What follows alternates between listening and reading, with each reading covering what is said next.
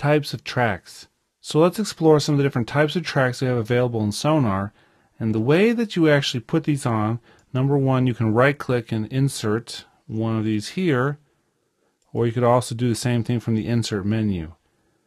Same options here. So let's actually right click. We can insert an audio track, and this is going to have the ability to hold audio files. Let's move this down a little bit. We could insert MIDI track, which is very similar to what we currently have at the top here. And we could also insert multiple tracks. This allows us to do both audio and MIDI, and multiple ones of each. Cancel. We could insert a track folder, which allows us to actually house other tracks. So that's pretty powerful as well. And that makes it very easy to do a certain amount of things with this. I can just click and drag a file down into the folder, and now that folder houses it inside. We can also insert track from a track template. So import filter, more track templates, different audio options, empty audio, empty MIDI, instruments, Beatscape, Pentagon, etc., and then some virtual ones as well.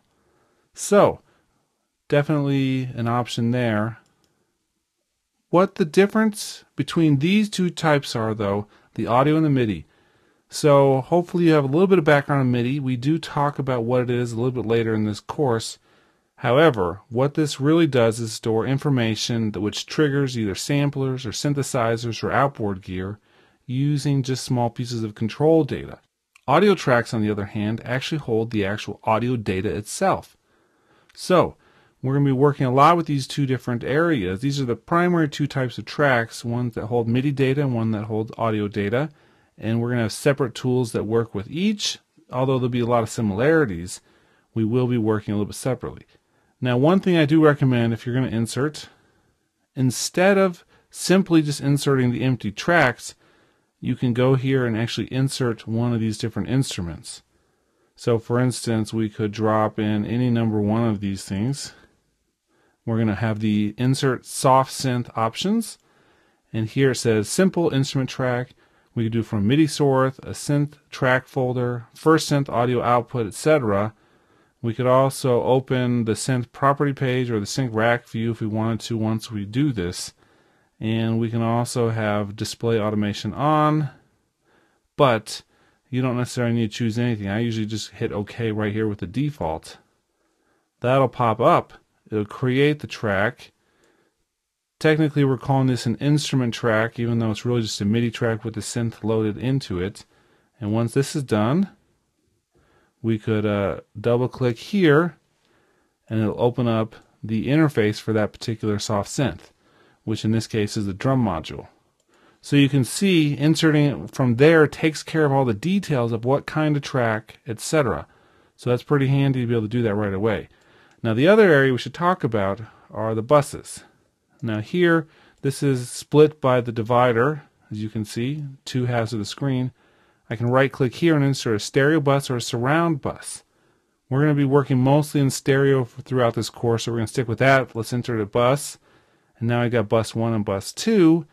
And the minute I did that, I can come over here to the output of this channel and choose one of those to go through. Same with the actual console view, which we're going to talk about in a little while. But this now allows us to come down, and let's scroll to the bottom, and we can choose the outputs for these. Output bus 2, output bus 1.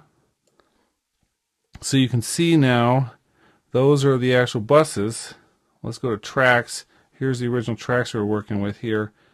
This console view is split into 3 areas, as you can see, but what I want to do is go to each of these modules and say bus 1, and maybe these 2 I'd like to go to a different place, bus 2, for that one right there.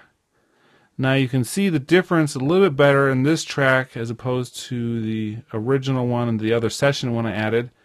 These are actually instrument tracks, which means you're going to have audio waveforms right here because the audio is going to come through this track, even though the MIDI is also stored on it.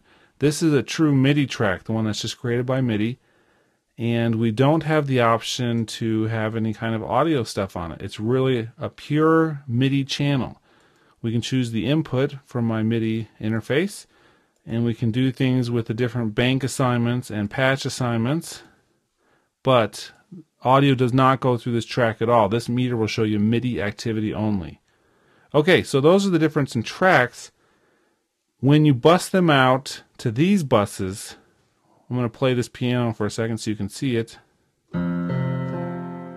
It's going to go through that bus right there. If I were to change this to bus 2, now it goes through that one. They both go out the output hardware. The benefit of doing it this way is that I can now EQ, compress, add effects to that bus, and automation, so I can do a whole submix based on a whole bunch of different instruments going into this one bus. Creates a lot of power. If I'm doing post-production, I could do one that's dialogue, music, and effects. So all those different things can be split out and then go through one fader. So these are kind of like master faders, and then we have the ultimate master hardware fader over here. Okay, so those are the types of tracks. Let's move on to the next section.